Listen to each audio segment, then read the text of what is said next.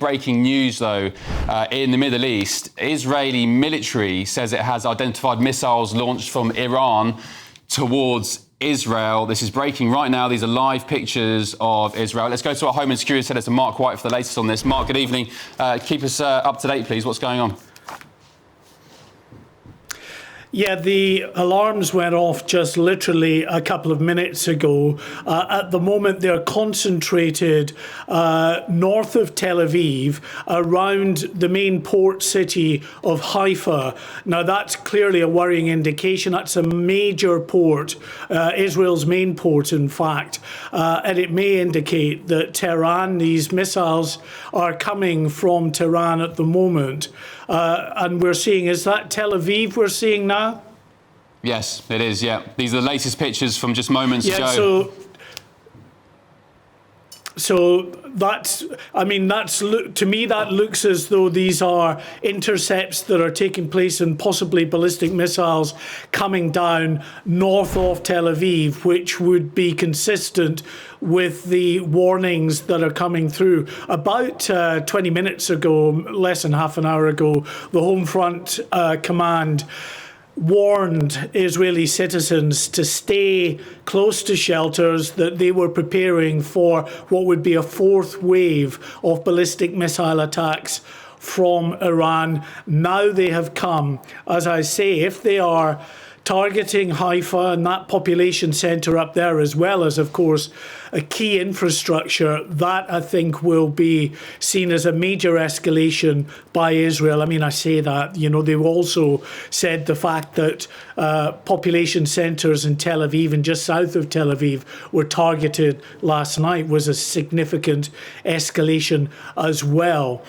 So if they go after a port, then I think it's very likely that we'll see Bandar Abbas in Iran targeted by the Israelis in the coming hours. I've just had a message actually through from the Israel Defense Forces. Is worth reading that out to you. They say a short while ago sirens sounded in several areas across Israel following the identification of missiles launched from Iran towards the state of Israel. The public is required to follow the instructions of the Home Front Command at this time. The Israeli Air Force is operating to intercept and strike where necessary to eliminate the threat. And they've just updated that.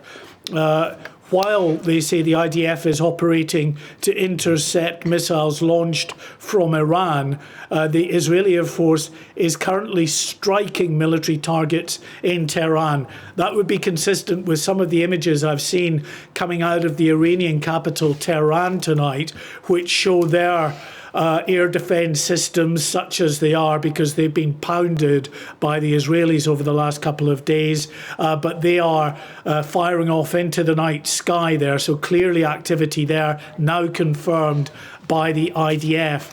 Now, the issue, the difficulty with these ballistic missiles is that some will get through, and some got through last night. A number which were, according to the Israeli Defense Forces, heading for open ground, were allowed just to impact rather than diverting scarce missile systems to try to take them out.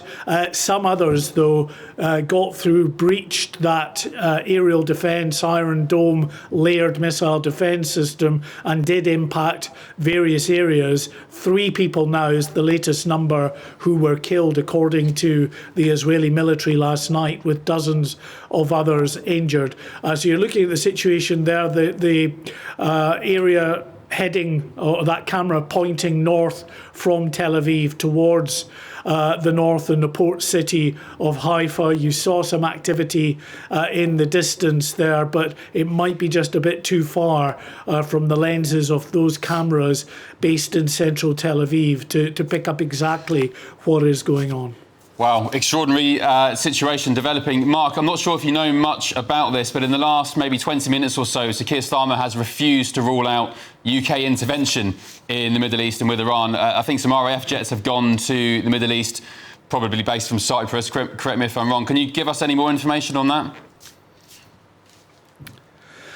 Well, you've got basically the government, the regime in Tehran, warning that the US and the UK would be struck by Iran if they get involved in this conflict between Israel and Iran. But we know that the US, for one, was involved last night. The UK hasn't thus far, but the US was involved using a guided missile destroyer to shoot down some of those missiles, as well as the Patriot air batteries, these missiles that are across parts of the Middle East as well, at US air bases. They were used to take down some of these ballistic missiles. So the US is in there and it's involved. In recent days, they evacuated non-essential personnel and families from the areas of concern, US embassies, sort of missions in that area, and some of the bases around that area as well. So, as I say, the fact is these extra resources are going to RAF Akrotiri and other locations. We know that they've been boosting over recent weeks, actually, some of the military support at Akrotiri in terms of air refueling tankers, now combat jets as well. OK, Mark White, thank you very much. Really appreciate it. Israeli military says it's identified missiles launched from Iran towards Israel tonight. This is as chaos continues in the Middle East. Iran warning the UK, the US and France against assisting Israel by threatening their bases and ships in the region. RAF fighter jets have been sent to the Middle East from Cyprus to provide so-called contingency support across the region. That's according to the Prime Minister, Sir Keir Starmer. But interestingly tonight, he has refused to rule out UK intervention. I'm joined now by the Vice President of the National Union for Democracy in Iran, Cameron Khan-Serenia. Cameron, thank you for your company. So much to talk about here. It's a fast-developing story. Not least 100 missiles making their way from Iran to Israel tonight. Tell us about that, please, Cameron. Well, you're exactly right. It's the second night of the Islamic Republic retaliating for Israel strikes across the country. A brief recap on these strikes for your viewers. This has been an absolute devastating blow to the regime in Iran, which has now been in power for 46 years. Ali Khamenei, the supreme leader or dictator who's ruled the country with an iron fist for more than 30 years without facing a single free election in his life, in one night had the vast majority of his high military and political command knocked out in a series of strikes across Iran's capital, Tehran, and across the country. Now, this was a huge strategic blow to the regime, which we've seen in their real lack of ability to respond in any comprehensive way to the Israeli strikes. But it was also a huge psychological and mental blow to the regime. The individuals who were eliminated, the head of the high command of Iran's armed forces, the head of the Islamic Revolutionary Guard Corps, a senior advisor to the supreme leader, all of these individuals were killed in the middle of the night, often in their own homes, in their ritzy apartments in the northern parts of Tehran, and they're all dead. And so Ali Khamenei woke up in the morning without his generals to call, without his advisors to call, and unable to summon those individuals he usually does for such retaliation. So the retaliations are continuing tonight against Israel from the Islamic Republic, but the blow that the Israelis dealt psychologically and strategically was significant. Cameron, can you give us some insight, some flavour into how everyday normal Iranians are perceiving this situation? What's their view on the Ayatollahs? Do they want the days of old in Iran? Do they want proper democracy back? What's their thoughts and feelings? Do they want Israel to win? There's probably no country in the world with a greater chasm between its people and its government. The regime's own polls that have leaked have shown that the vast majority of people are against the Islamic Republic. For the past several years, we've seen uprising after uprising, protest after protest, with Iranians going to the street and fighting against the Islamic Republic. So they certainly don't want this regime. You'll see many Iranians inside the country celebrating the fact that, for example, the head of the IRGC, Hossein Salami, was killed in his home. This is a man who's responsible for ordering the brutal crackdown on Iranians, the rape of women, the murder of children, the slaughter of innocent protesters protesters. And so Iranians are quite pleased when somebody like that is eliminated. Of course, the ramifications of what's going on, we don't know where it will lead, but many Iranians are hopeful that this will lead to a more even playing field for them, that the regime that has held them hostage really for 46 years might be weakened such that they can have an upper hand finally and take their country back. Across the country, we're hearing chants as these bombs are falling, or these missiles rather are falling, of death to the dictator, death to Ali Khamenei. And so we really are at a point where the regime is weaker than it ever has been in 46 years.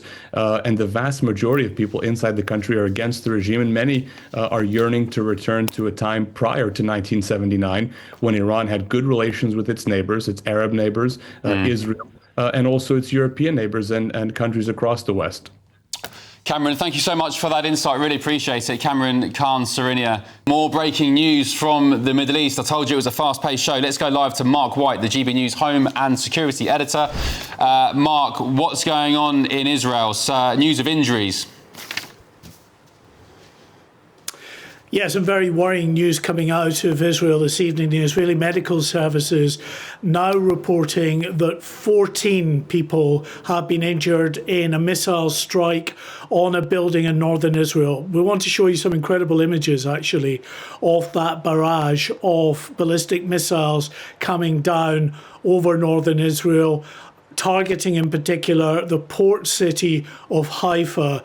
Now, at least we're told 40 ballistic missiles came down over the Haifa area. Iranian state television has been claiming that they launched 100 missiles towards Israel. That may or may not be true, but clearly you can see from those images. We've got two different lots of images from northern Israel that we can bring you, showing the very significant number. And it's quite clear that we're seeing either missile impacts directly on the ground, but if not that, then missiles that have been intercepted and the remains of that missile, and indeed the interceptor missiles impacting the ground, that can be just as deadly because they're big old lumps, and of course they're packed with still fuel and munitions in some cases as well. So very worrying word coming from northern Israel of 14 injuries at the moment. A number of buildings, we're told, have been damaged in this Iranian ballistic missile strike. And while this is going on, Israel is striking Iran. We can also show you images from Iran that show an oil and gas terminal which is ablaze after being struck, we're told, by the Israeli military. So images from Iran that hopefully we can bring you soon, that will show you once we've gone over these images again of that ballistic missile strike down on northern Israel. You'll see when we get to the Tehran images, or the Iran images actually, it is really very significant fires that are burning in an oil terminal in Iran itself. That we understand that 2 oil and gas terminals may have been struck by the Israelis, who are clearly going after some of the key infrastructure facilities in Iran as well, and that might be actually why we're seeing, of course, Iran now concentrating on Haifa, which is Israel's main port in that area. But of course, whatever they're targeting, they're definitely coming down on civilian areas as well, with the indication you're now looking at live images over Tel Aviv. We can tell you that actually this first wave is now over and the all clear has been given, but the Israeli population, they never go far from the bomb shelters, and they've been told actually by the Home Front Command to stay within range of a bomb shelter. They're never far really from bomb shelters anyway in Israel. If you go to any Israeli community, every house will have a place of shelter. Every shop, there are places of shelter, and multiple places in hotels and alike. So you're never really more than a few meters away from from the ability to take cover. But that worrying news out of Israel tonight, 14 injured in this latest wave of ballistic missile strikes.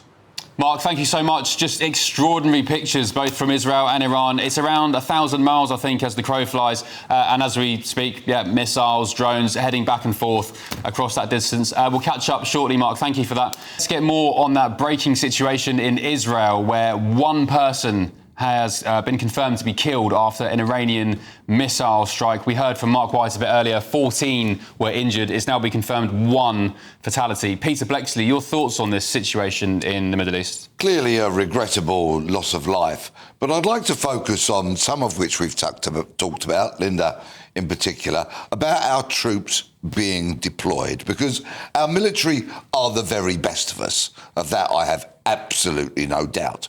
And when we hear about jets being deployed, I think we get almost kind of casual about it, about these are people going about their everyday jobs. Well, they might be their everyday jobs, but every deployment, every flight of a jet requires very sophisticated, brilliant, clever people, not just pilots or pilot navigator teams, but the support staff. And, of course, I think it is highly likely that those who do the most secretive work whilst being in our military are probably already deployed, and we will never know what they do. They are heroes all. We owe them all a great debt, and I wish them well.